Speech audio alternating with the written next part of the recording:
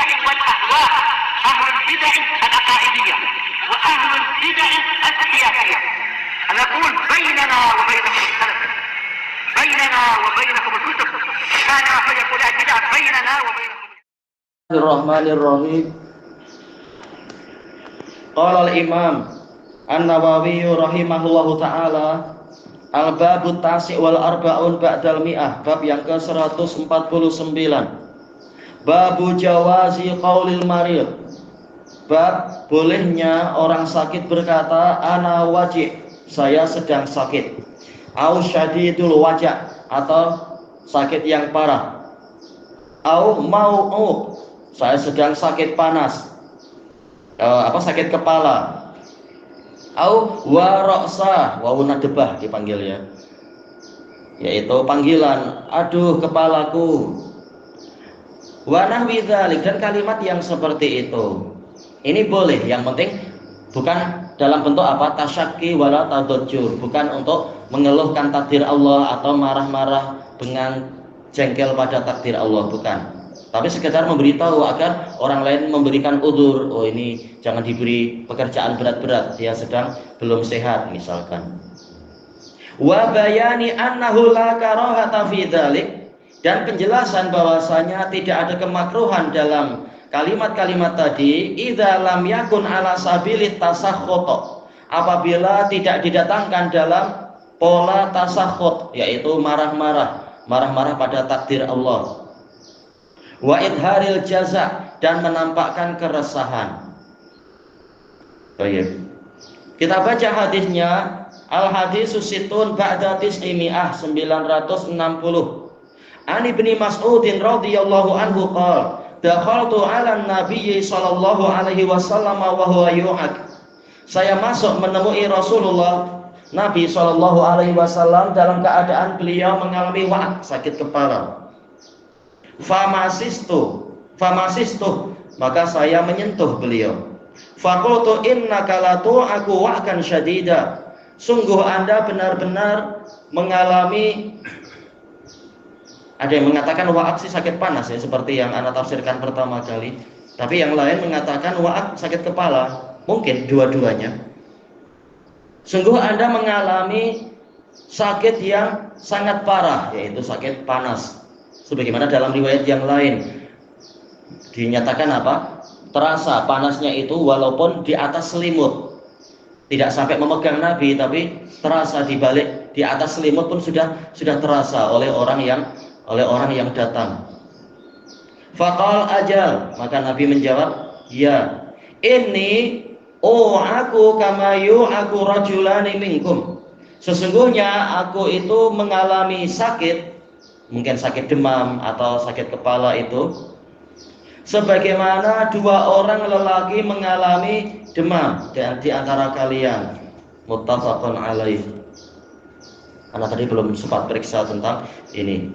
Disebutkan tentang makna wa'ad. Disebutkan oleh Imam Nawawi rahimahullahu taala, di sini ada dalil bahwasanya seorang nabi itu pun mengalami apa yang biasa dialami oleh manusia. Di antara hikmahnya agar manusia mengetahui nabi itu manusia, maka tidak layak untuk disembah. Beliau mengalami apa yang biasa dialami oleh bashar, oleh umat manusia. Maka beliau bukanlah malaikat, dan bahkan bukan pula beliau Allah untuk kemudian dikultuskan sampai tingkat disembah. Beliau manusia biasa. Baik, hanya saja yang membedakan mendapatkan wahyu. Qul innama ana basyarum mitlukum yuha ilai. Katakan wahai Rasulullah, saya ini hanyalah manusia seperti kalian, tetapi saya diberi wahyu. Bukan kemudian menjadi kebal sakit atau yang sampai tingkat rububiyah dan semacam itu. Kemudian hikmah yang kedua, sakitnya para nabi adalah untuk menjadi uswatun hasanah, menjadi teladan yang baik. Kalau sakit apa yang dilakukan, maka Nabi melakukan beberapa cara pengobatan, mungkin dengan mengikat kepalanya atau mengguyuri kepala dengan air, terutama air dari 7 puncak air, sumber air yang berlainan, atau mungkin dengan merutiah diri sendiri dan sebagainya. Dan juga kesabarannya, maka menjadi teladan dari berbagai sisi. Sehingga beliau dijadikan sakit. Padahal Allah lebih sayang pada Nabi dibanding menyayangi makhluk-makhluk yang lain. Tapi ternyata yang disayang itu juga diberi ujian.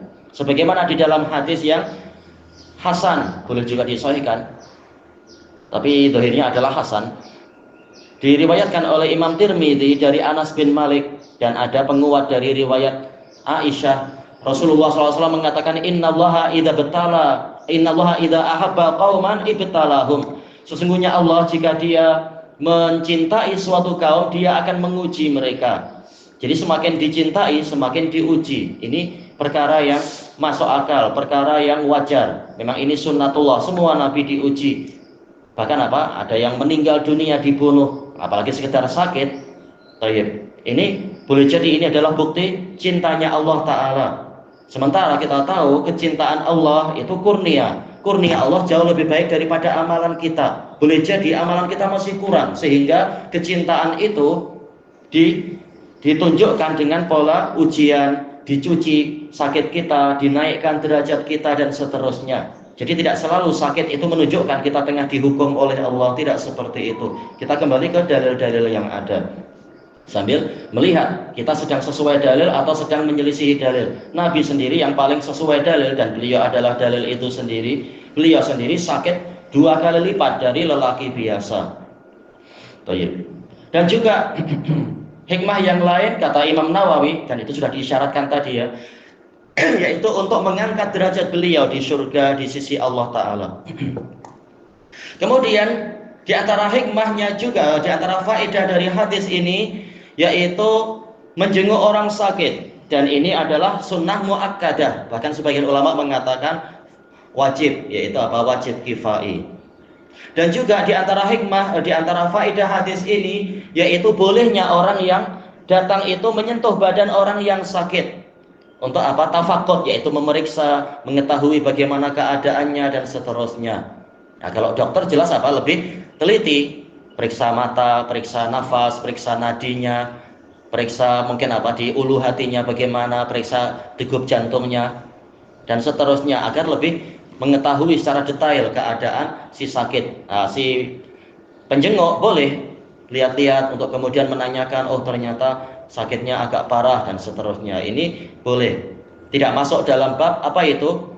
At-tadakhul fi ma la ya'ni, ikut campur dalam perkara yang tidak menjadi kepentingan dia. Memang boleh jadi kita tidak penting dalam masalah itu, kita orang sehat. Tetapi ini bagian dari rahmat, bagian dari ta'atuf, saling menolong, tarohum, saling menyayangi, dan tahab, yaitu saling mencintai, memperhatikan apa yang sedang dialami saudaranya.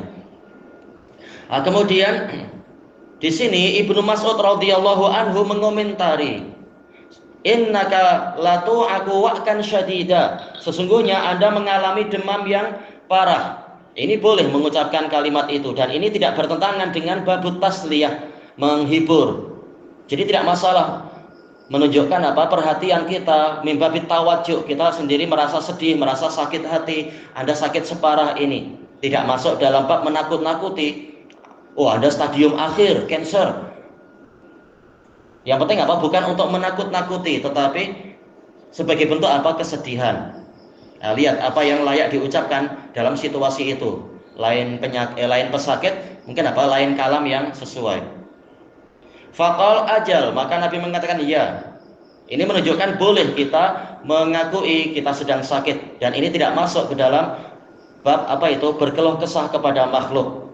Disebutkan oleh Al-Imam, kalau tak salah Anda dapatkan di dalam Al-Adabus Syar'iyyah punya Imam Ibnu Muflih, dan juga di dalam kitab Mukhtasar Minhajil Qasidin punya Imam Ibnu Qudamah itu. Imam Ahmad tatkala didatangi dokter mengatakan bagian mana yang sakit, maka beliau mengatakan bagian sini, dan alhamdulillah itu baik. Jadi mengakui memang bagian sini sakit, tetapi juga beliau tetap memuji Allah, bukan untuk berkeluh kesah. Menggabungkan antara jujur menyebutkan dirinya sakit dan menyebutkan tetap dia memuji Allah, bukan tengah mengeluhkan musibah kepada makhluk. Inni u'aku kama yu'aku rajulani minkum. Ini juga dalil menunjukkan bolehnya seseorang menyebutkan kadar sakitnya, bukan untuk berkeluh kesah, tetapi untuk menjelaskan hakikat. Sekedar apa? Sekedar jujur, bukan untuk berkeluh kesah. Kembali ke niat.